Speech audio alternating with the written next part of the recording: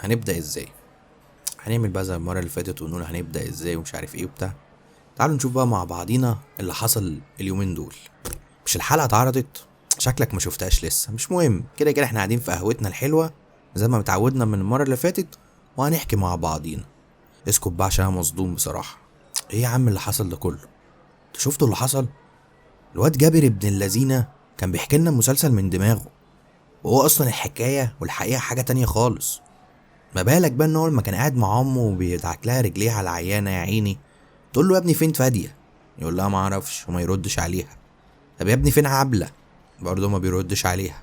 قلت له انت عملت فيهم ايه بالظبط؟ انت وديتهم فين؟ زنقت يا ابني في الفلوس طيب وخدتها وخافتهم هما الاتنين. وابتدت تشك في الواد، وهو بارد ابن اللذينه. كل اللي عليه هبقى اجيب لك غيرها وهقوم اعمل لك الاكل اللي بتحبيه وبس على كده. طب هنعمل ايه؟ هنشوف الدنيا ازاي، هنتحرك ازاي؟ بنلاقي ان الضابط حازم داخلين عليه تاني يوم ابو عبله والمحامي، وبيحكوا له بقى كل حاجه حصلت. بص يا باشا، انا جاي اعمل محضر في اللي اسمه جابر ده، ان هو شكله ايه، مخبي بنتي ولا بتاع وبارد وما بيدورش معايا والحكايه والروايه، وهو جات لي رساله من بنتي بتقول لي ان انا رحت مع عشيق وبتاع، وانا بنتي متربيه وبنتي. وجع دماغي بصراحه يعني، ما علينا يعني. اصبر يا عم نطلب قهوه من حماده القهوجي. المهم بعد بقى ما جت القهوة وانت بتشربها وانا بشربها، حصل بقى اللي حصل واتفاجئنا. ظابط حازم بقى ابتدى يربط الاحداث ببعض وسالهم، قال لهم طب هو جابر ده كان عارف حد اسمه يوسف؟ قالوا له اه. ويوسف ده المفروض اختفى. قال لهم طب ما ممكن يوسف دوت مع على علاقه بعبله؟ قالوا له لا، عبله ست محترمه وشريفه وملهاش في الكلام ده. طب تمام. بنرجع بقى بالحكايه شويه لورا. انا بصوا المره دي بحكي لكم بترتيب الاحداث شويه عشان بصراحه عايز اشوقكم للي حصل. معرفش بقى انتوا سمعتوا الحلقه ولا لا. المهم يعني، نرجع بقى ترتيب الاحداث من ورا شويه كده. بنشوف ان يوسف كان على علاقه بجابر زي ما احنا كلنا عارفين، وجابر راح مكلمه في مره، ولقى ان يوسف بيقول له ايه، انا عايز فلوسي يا عم، انا بقالنا سنه ونص بنشتغل مع بعضينا وما اعرفش فلوسي فين، وانت ما بتبعتليش دفاتر ولا حسابات ولا بتاع. وابتدى ان هو يشك في مين، في جابر. فجابر بقى عايز يضيع منه المصلحه، اكيد لا. فبقول له في إيه يا عم انت بتشك فيا؟ قال له اه يا عم بس انت صاحبي برضه والشغل شغل ومش عارف ايه وبتاع، وانا بعدين بصراحه انا عايز اصفي الدنيا دي كلها عشان ناوي ان انا ادخل في مجال الملابس، وكده كده كلها كام يوم ونازل، واروح اقابل ايه، صاحب المصنع اللي هو في موجود ده اسمه سيد الطويل بتاع دار السلام ومش عارف ايه والحكايه والروايه. قال له ايه يا عم خلاص براحتك، لما تيجي نبقى نقعد نتكلم ومش عارف ايه وبتاع. الصايع بقى ابن اللذينه يروح يقابل سيد الطويل على انه مين، على انه يوسف. مع ان سيد الطويل استغرب وقتها، قال له غريبه يعني صوتك المره دي مش زي صوتك في المكالمات التليفون. قال له انت ادرى بقى يا حاج، والله انا ما اعرفش يعني. وفضل بقى كلمه من هنا على كلمه من هنا، وطبعا كان عارف كل الحكايه من صاحبه يوسف، وعمل نفسه ان هو يوسف وراح يتفق مع مين، مع الحاج سيد الطويل، ان هو هيشتغل عنده موزع، وان شاء الله يعني ربنا يكرمه ويفتح محل. بيعرف ربنا قوي ابن اللذينه يعني. المهم ايه، ده اللي حصل. بعدها ما بشويه الظابط حازم وصل للتحريات بتاعته من اسم الهرم، وعرف كل حاجه عن جابر. وطبعا لما شاف صوره البطاقه طلع ان هو مين، محيي. المعلم خلاص كده اتقفش بالنسبه للحكومه كلها، بس شويه وقت ويتقبض عليه. وقتها بقى يوسف كان بيحاول يبيع المصنع عشان عايز فلوس وعشان عايز يهرب من البلد، ان هو خلاص حاسس ان الموضوع ابتدى ايه، يبهوأ منه ويتقفش من الموضوع ده. المهم ايه، راح يقابل الحاج رضوان في بيته، والحكايه والروايه انا جيت لك عشان انت كنت بتحاول تشتري من سيد الطويل المصنع ومش عارف ايه وبتاع. قال له اه تمام ومش عارف ايه، بس الكلام يا عم اخده وعطا، وكان ايه الحاج رضوان شكله شاكك فيه. المهم قال له طب انا مستنيك يا حاج رضوان في المصنع، تشوف الشغل بنفسك وتشوف البضاعه بنفسك، بس بشرط ان انا اكون برضو ايه شغال معاك واخد من عندكم هدوم ومش عارف ايه وبتاع. واتفقوا على كل حاجه.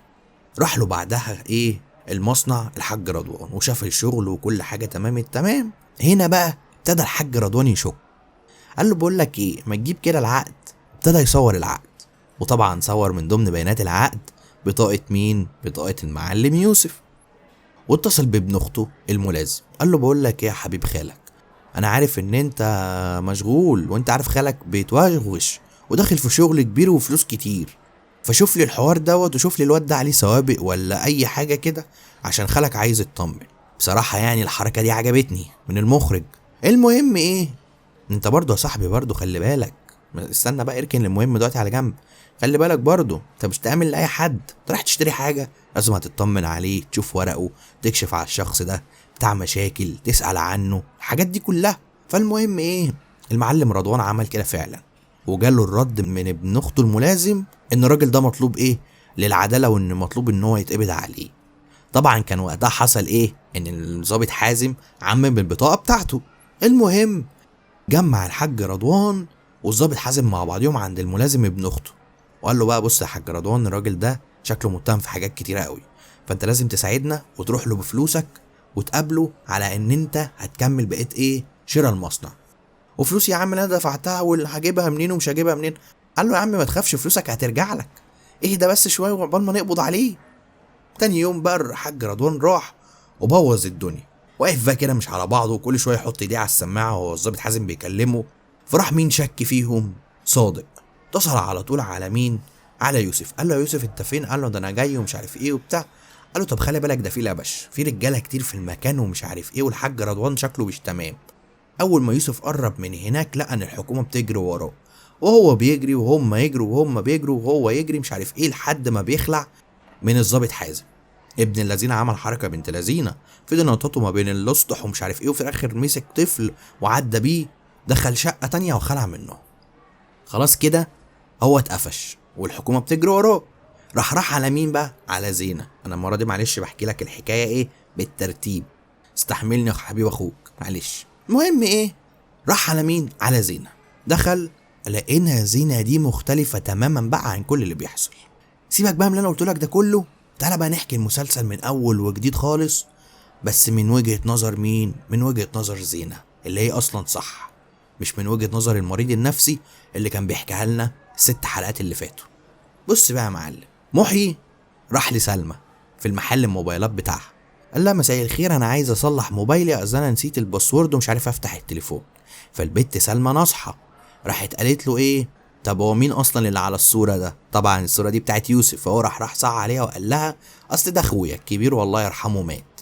من هنا لهنا اتعرف على سلمى وقربوا من بعضيهم. ففي يوم زينة المفروض راحة تصوير، فلقيت ان الشنطه بتاعتها مع اختها، فراحت قابلتها وراحت خدت الشنطه وبدلت الشنطه معاها. ومن هنا بقى اتعرفت على محي.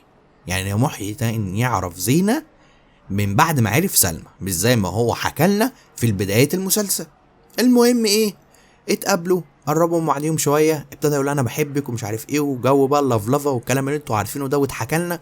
وهي كانت بترفضه وبتقول له لا ما ينفعش، انت ايه، انت اتقدمت لاختي وانا ما ينفعش ومش عايز افضحك قدام اختي وبتاع والكلام ده كله. فلما الظابط حازم سالها بعد ما طبعا بقى انقذوها لما كان البيت بيولع، لان محي يولع بيها البيت، بس هم انقذوها. شفت بقى انا شفت خدتك وجبتك ازاي واديتك المعلومه. انا مش هحكي لك بقى بترتيب الاحداث، تعالى بقى نحكي من الاول وجديد. المهم قال لها طب انت ليه ما قلتيش لاهلك؟ قالت له ما انا ما خفت برضه، اصل بصراحه علاقتنا واختي مش تمام. البت بقى سلمى، بص انا هنططك، اتقل عليا. بنت سلمى بقى يا عيني صعبت عليا والله، خدت الصدمه بجد. تحس كده ان هي تشك ان اختها وجوزها على علاقه. فبتسال الظابط تقول له طب، قال لها لا ما تخافيش ما حصلش ما بينهم حاجه. طب ايه ده، طب ازاي ده اسمه محي، ده المفروض اسمه مش عارف ايه. قال لها لا ده اسمه جابر. المهم ايه، زينة حاول ان هو يقرب منها ويساعدها في موضوع التمثيل، لحد ما في يوم جالها وقال لها بقول لك ايه، انا لقيت شركة انتاج وانا دخلت معاهم شريك وهيعملوا مسلسل في دبي، وان المسلسل ده انا جايب لك دور فيه جامد. المهم اهل زينة طبعا رفضوا، مفيش عندنا الكلام ده وينسي الموضوع دوت وينسي كل الحاجات دي.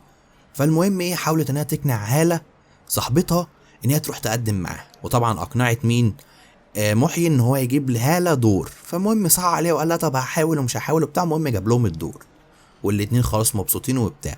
راحوا قابلوا مين، المنتج السوري اللي هو اصلا كان متفق مع يوسف ان هو يروح يقابلهم، اللي هو محيي يعني. قال لهم ده خلاص تمام ونزلوا. قالت له ربنا يخليك ليا وانا مضيت العقد والكلام ده كله. بنت زينة بقى تسكت على كده؟ لا، طلع كل اللي كان بيحكوه لنا وبيوروه لنا وان هو بيعمل لها اكل وبيقعدوا ياكلوا مع بعضيهم هو حقيقه، بس هي اصلا ما كانتش بتاكل، وان هي اصلا كانت متدمره نفسيا منه وكان معذبها وكان اصلا حابسها. يعني هي ما راحتش هناك بمزاجها زي ما هو ما اتحكى لنا في الاول. وكل اللي كان بيحصل في الاول حصل عكسه في الحلقه السابعه يا عم، في الحلقه السادسه معلش. اذا انا نفسي مسلسل يخلص بقى. انت شفت اللي بيحصل ده؟ لسه شاهد هتنزل لنا مسلسل بعد ده بيتكلم عن قصص حقيقيه وجرايم. بتاع غدا عبد الرازق، احنا شكلنا داخلين على دمار، فخلوا بالكوا بقى. المهم ايه، نكمل بقى بقيه الحكايه. فطبعا هي تعرف عنه كل القديم، لكن ما تعرفش عنه اللي عايز يعمله، وطبعا لسه الضابط حازم بيدور عليه. وكده بقى الضابط حازم بيبلغ اهل زينة ان هي المفروض كده مشتركه معاه في جريمه القتل. احنا لسه ما نعرفش هل حصل لها ايه، يعني ماتت ازاي، وايه اصلا كان سبب موتها. وخلوا بالكوا برضه هو خد فلوس من هاله، لان قال لهاله بيع عربيتك، اصل الانتاج مش هيديكي فلوس في البدايه، وانت عارفه ان دبي غاليه ومش عارف ايه بتاع. قالت له خلاص انا كده كده هتصرف، وممكن ابيع عربيتي واخد الفلوس بتاعتها واسافر بيها. ابن الصيعه بقى بعد ما كون الحكومه بتدور عليه وعامله له قلبان وعامله تعميم في المطارات والمواني وغيره وغيره وغيره، كل ده رايح يقابل نور اللي هي خطيبته بشخصيه حسن. شوف بقى كوم الدنيا كله وهو في كوم تاني. بيقول لها اصل انا تعبان ومخنوق. بتقول له طب انت ما تردش عليا ليه؟ الله اصل انا بصراحه كده البضاعه اللي انا كنت متفق عليها المفروض تجيلي، المفروض ان هي تخرج من الجمرك ومش راضيه تخرج، محجوزه، وشريكي معهوش فلوس ومش معهوش فلوس ومش عارف ايه وبتاع العمل يعني. الله انا مش عارف بقى، انا بحاول اتصرف في فلوس ومش عارف ايه بتاع. قالت له خلاص طب بص، انا هديك الفلوس بتاعتي بتاعت الوديعه والكلام ده. هو المفروض الفلوس كام؟ قال لها 350 الف جنيه. قالت له طب خلاص تمام. قال لها بس ما تقوليش لامك حاجه عشان ما اصغرش قدام امك مش عارف ايه وبتاع. خلص بقى ابن الذين مع الموزه ونزل من العربيه، راح لها تليفون جاي له من مين؟ ايوه شاطر، من امه. انت يا ابني انت فين؟ انا تعبانه ورجلي ورمه، تعالى دهن لي المرهم. قال طب انا جاي لك. وطلع الظابط حازم عندها. وبس كده بقى نشوف اللي هيحصل في الحلقتين الاخر دول. خلينا نخلص. بقول لكم ايه، كفايه كده عليكم النهارده في القهوه، عشان بصراحه لسه عندي تسجيل حلقه وان بيس، ولسه احكي لكم مسلسل 8 حلقات وحوار وحاجات كبيره. كفايه كده بقى النهارده. يلا شطبنا، كل واحد يحاسب على قهوته. سلام.